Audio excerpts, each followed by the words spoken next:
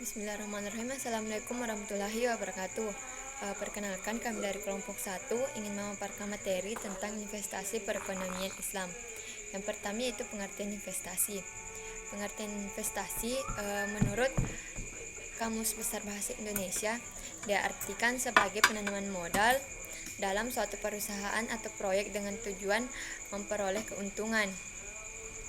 Istilah investasi atau penanaman modal merupakan istilah-istilah yang dikenal dengan baik dalam kegiatan bisnis sehari-hari maupun dalam perundang-undangan. Investasi dapat dibagi menjadi 3, yaitu suatu tindakan untuk membeli saham obligasi atau suatu penyertaan lainnya. Yang kedua, suatu tindakan membeli barang-barang modal. Yang ketiga, pemanfaatan dana tersedia untuk diproduksi dengan pendapatan yang akan mendatang. Investasi menurut ekonomi Islam adalah penanaman dana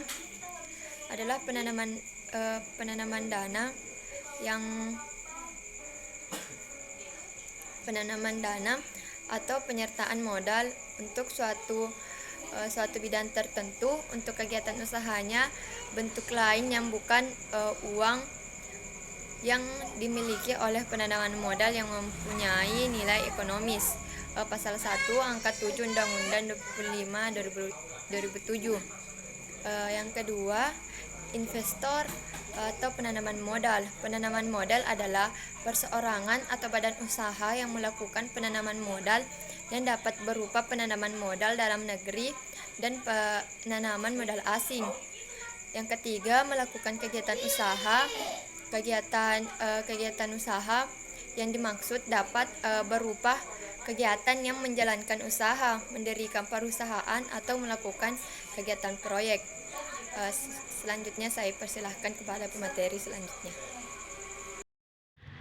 Dasar hukum investasi dalam Islam. Islam adalah agama yang pro investasi karena di dalam ajaran Islam sumber daya atau harta yang ada tidak hanya disimpan tetapi harus diproduktifkan sehingga bisa memberikan manfaat kepada umat. Oleh sebab itu, dasar pijakan dari aktivitas ekonomi termasuk investasi adalah Al-Quran dan hadis Nabi Muhammad SAW.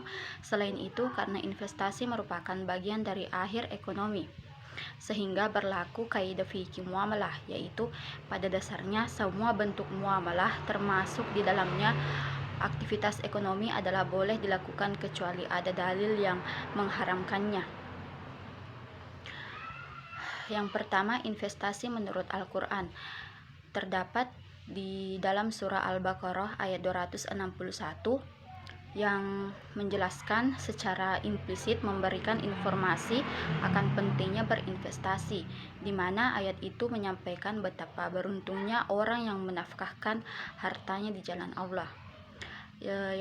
Yang kedua terdapat di dalam Al-Quran surah An-Nisa ayat 9. Ayat ini secara tegas memerintahkan kepada manusia untuk tidak meninggalkan keturunan dalam keadaan lemah, baik lemah moral maupun material. Secara tersirat, ayat ini memerintahkan kepada umat untuk meningkatkan kehidupan ekonomi melalui investasi jangka panjang. Investasi ini akan diwariskan kepada keturunannya untuk mencukupi kehidupan sampai ia layak berusaha sendiri atau mandiri. Yang kedua, investasi menurut sunnah Nabi Shallallahu Alaihi Wasallam Nabi Muhammad.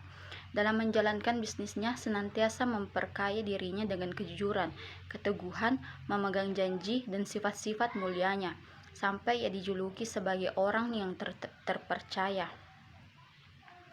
Para pemilik modal di Mekah semakin banyak membuka peluang kemitraan dengan Nabi Muhammad. Salah seorang pemilik modal tersebut adalah Khadijah yang menawarkan kemitraan berdasarkan mudharabah atau bagi hasil. Adapun jenis-jenis investasi dalam Islam, yaitu investasi yang disyariatkan. Dalam investasi syariah, 2 prinsip bagi hasil yang dibolehkan, yaitu mudharabah dan musyarakah.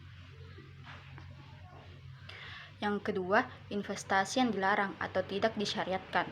Secara khusus, fatwa mengatur bagaimana memilih investasi yang dibolehkan syariat dan melarang kegiatan yang bertentangan dengan prinsip syariah dalam kegiatan investasi dan bisnis, yaitu maisir, gharar, riba, batil, tagrir, dan maksiat atau salim.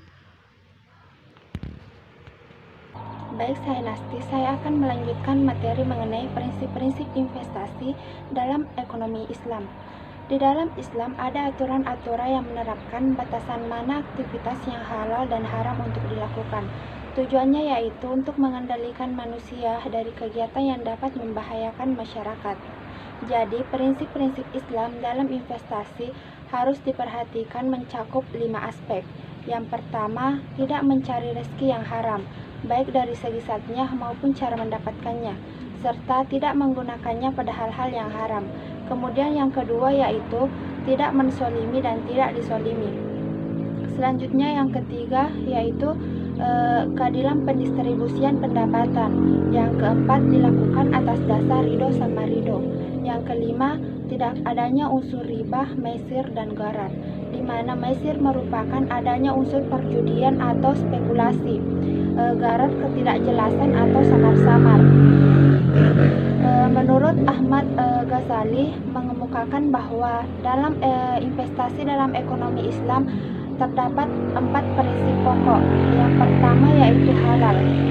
Halal atau tidaknya suatu investasi dapat dilihat dari tempat atau proses investasinya. Kemudian yang kedua berkah. Keberkahan dapat diartikan sebagai kebaikan yang bertambah, baik dari segi fisik, ekonomi maupun rohani, karena adanya ketenangan dan kepuasan batin karena memanfaatkan kekayaan yang produktif, sehingga dapat pula dimanfaatkan oleh orang lain. Yang ketiga yaitu bertambah atau profit margin. Tujuan investasi yaitu untuk meningkatkan pertambahan kekayaan dari investasi tersebut. Maka hendaknya investasi yang ditanamkan diatur sedemikian rupa sehingga dapat mendatangkan keuntungan yang sebanyak-banyaknya, tetapi tidak terlepas pula dari prinsip halal dan berkah. Yang terakhir yaitu realistis. Tentu dengan gambaran proyeksi hasil investasi yang didapat tidak hanya sekedar mimpi atau janji di atas kertas saja, namun berdasarkan nilai kekayaan atau real yang kemungkinan besar akan terjadi atau tidak mengada-ngada. Kemudian proses pengelolaan dan manajemennya berdasarkan prinsip syariah.